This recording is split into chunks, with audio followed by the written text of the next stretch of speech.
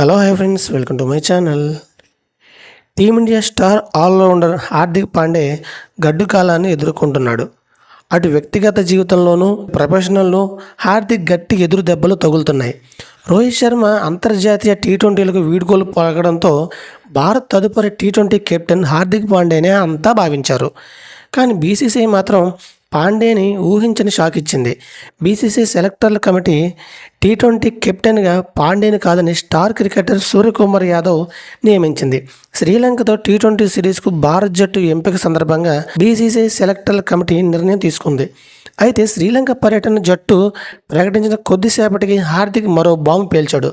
గత కొన్ని నెలలుగా తమ వైవాహిక జీవితానికి సంబంధించిన వస్తున్న రూమర్స్ హార్దిక్ పాండే అతడి భార్య నటాషా స్టోకోవిచ్ నిజం చేశారు.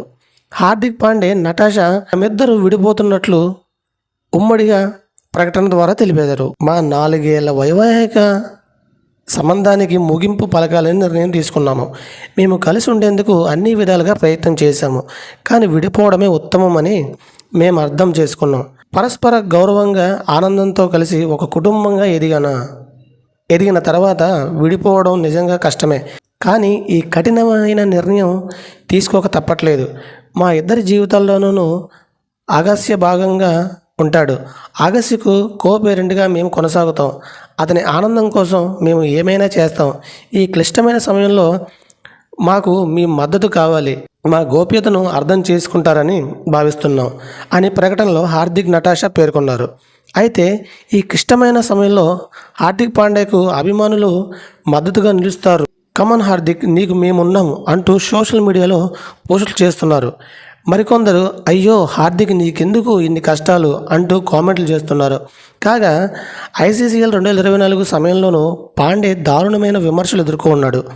ముంబై ఇండియన్స్కు కెప్టెన్ బాధ్యతలు చేపట్టిన పాండే అటు సారథిగాను ఇటు ఆటగాడిగా విఫలమయ్యాడు.